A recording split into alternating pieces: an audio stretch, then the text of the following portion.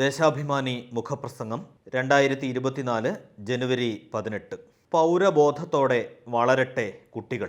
ഏതൊരു വ്യക്തിക്കും ഉണ്ടാവേണ്ട പൗരബോധവും അപരനെ ബഹുമാനിക്കാൻ ആവശ്യമായ ജനാധിപത്യ ബോധവും ലിംഗപരമായ തുല്യതാബോധവും കുട്ടികളിൽ വളർത്തേണ്ടത് നമ്മുടെ രാജ്യത്തിൻ്റെ നിലനിൽപ്പിനും ഭാവിക്കും അത്യാവശ്യമായ കാലഘട്ടമാണിത്.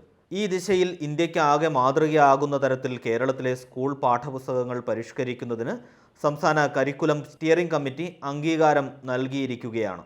1, 3, 5, 7, 9 ക്ലാസ്സുകളിലെ വിദ്യാർത്ഥികൾക്ക് അടുത്ത അധ്യയന വർഷം തുടങ്ങുന്നതിന് മുൻപ് പരിഷ്കരിച്ച പാഠപുസ്തകങ്ങൾ ലഭ്യമാക്കാനാണ് തീരുമാനം. 2 മുതൽ 10 വരെ ക്ലാസ്സുകളിലെ പുസ്തകങ്ങൾ 2025-26 അധ്യയന വർഷം പരിഷ്കരിക്കുന്നതിനും വിദ്യാഭ്യാസ മന്ത്രി വി ശിവൻകുട്ടിയുടെ അധ്യക്ഷതയിൽ ചേർന്ന കരിക്കുലം സ്റ്റിയറിംഗ് കമ്മിറ്റി തീരുമാനിച്ചു. വിദ്യാഭ്യാസം കേവലം അധ്യാപകരും കുട്ടികളും തമ്മിലുള്ള വിനിമയമെന്ന സാമ്പ്രദായിക രീതി അവസാനിപ്പിച്ച് രക്ഷിതാക്കളുടെ സജീവ ഇടപെടൽ കൂടി ഉറപ്പാക്കുന്ന തരത്തിലാണ് പരിഷ്കരണം വിഭാവനം ചെയ്തിട്ടുള്ളത്. ഇന്ത്യയെ ഒരു മതനിരപേക്ഷ സോഷ്യലിസ്റ്റ് ജനാധിപത്യ റിപ്പബ്ലിക്കായി നമ്മുടെ ഭരണഘടനയുടെ ആമുഖത്തിൽ തന്നെ ഭാവന ചെയ്തിട്ടുണ്ട്.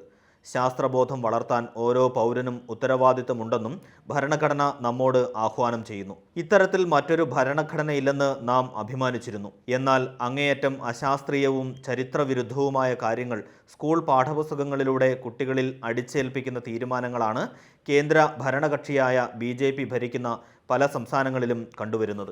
ഉന്നത വിദ്യാഭ്യാസ രംഗത്താകട്ടെ UGCയെ ഉപയോഗിച്ചും മറ്റും കേന്ദ്ര സർക്കാർ തന്നെ വിദ്യാർത്ഥികളുടെ അവബോധത്തിൽ നിന്ന് ജനാധിപത്യ സംസ്കാരവും അന്വേഷണ ത്വരയും ചോർത്തിക്കളയാൻ നടപടികൾ തീവ്രമാക്കുന്നു. ഈ സാഹചര്യത്തിലാണ് കേരളത്തിൽ എല്ലാ പാഠപുസ്തകങ്ങളുടെയും ആദ്യപുറത്തിൽ ഭരണഘടനയുടെ ആമുഖം അച്ചടിക്കാനുള്ള തീരുമാനം ശ്രദ്ധേയമാവുന്നത്. ഇതിനു പുറമെ ശുചിത്വം, മാലിന്യപ്രശ്നം, പൗരബോധം, ലിംഗനീതി ബോധവൽക്കരണം, ജനാധിപത്യ മൂല്യങ്ങൾ, മതനിരപേക്ഷത, പോക്സോ നിയമ ബോധവൽക്കരണം, കായികം, കൃഷി എന്നിവയും SCERT തയ്യാറാക്കിയ പാഠപുസ്തകങ്ങളിൽ ഉൾപ്പെടുത്തിയിട്ടുണ്ട്. ശാസ്ത്ര സാങ്കേതിക വിദ്യാരംഗങ്ങളിലടക്കം സമീപകാലത്തിലുണ്ടായ മാറ്റങ്ങളെല്ലാം പാഠപുസ്തകങ്ങളുടെ ഭാഗമാകും. ഏറെ സമയമെടുത്ത് ആയിരക്കണക്കിന് അധ്യാപകരുടെയും വിദ്യാർത്ഥികളുടെയും രക്ഷിതാക്കളുടെയും വിദഗ്ധരുടെയും ഒക്കെ അഭിപ്രായങ്ങളും നിർദ്ദേശങ്ങളും സ്വീകരിച്ച് അവയുടെ സത്ത ഉൾക്കൊണ്ടാണ് പുതിയ പുസ്തകങ്ങൾ തയ്യാറാക്കിയിട്ടുള്ളത്. കഴിഞ്ഞ ഏതാനും വർഷങ്ങളിൽ കെട്ടിടങ്ങളുടെ കാര്യത്തിലടക്കം സ്കൂളുകളുടെ പശ്ചാത്തല സൗകര്യങ്ങളിലുണ്ടായ വമ്പിച്ച കുതിപ്പിൻ്റെ തുടർച്ചയാണ് പാഠപുസ്തകങ്ങളിൽ വരുത്തിയ കാലോചിതമായ മാറ്റം. കേരളത്തിലെ ഏത് ഗ്രാമത്തിലെയും സ്കൂളുകൾ നവീനമായ ഏത് സാങ്കേതിക വിദ്യയും വിദ്യാർത്ഥികൾക്ക് പ്രാപ്യമായ രീതിയിൽ വളർന്നിട്ടുണ്ട്. വർത്തമാനകാലത്തിൻ്റെ അടിത്തറയിൽ നിന്ന് വരും കാലത്തെ നേരിടാൻ കുട്ടികളെ പ്രാപ്തമാക്കുന്ന സമീപനമാണ് വിദ്യാഭ്യാസ വകുപ്പ് സ്വീകരിച്ചിട്ടുള്ളത്. 5ാം ക്ലാസ് മുതൽ കല, തൊഴിൽ വിദ്യാഭ്യാസത്തിനും പ്രത്യേക പുസ്തകങ്ങൾ തയ്യാറാക്കിയിട്ടുണ്ട്.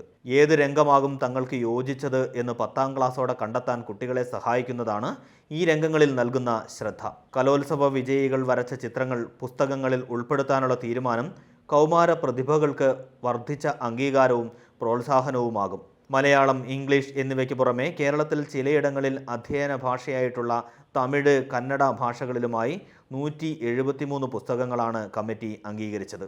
2.9 കോടി പുസ്തകങ്ങളാണ് അച്ചടിക്കുന്നത്. ഇതിനു പുറമെ അവയുടെ ഡിജിറ്റൽ പതിപ്പുകളും പുറത്തിറക്കുന്നത് രാജ്യത്ത് ആദ്യമായാണ്. ഭിന്നശേഷിക്കാർക്ക് വളരെ സഹായകരമായിരിക്കും ഇത്. രക്ഷകർത്താക്കൾക്ക് മാർഗനിർദ്ദേശങ്ങളുമായി പുസ്തകം ഇറക്കുന്നതും രാജ്യത്ത് ആദ്യമായാണ്. വിദ്യാഭ്യാസത്തിൽ അവരുടെ ഇടപെടൽ കൂടുതൽ സജീവമാക്കാനാണിത്.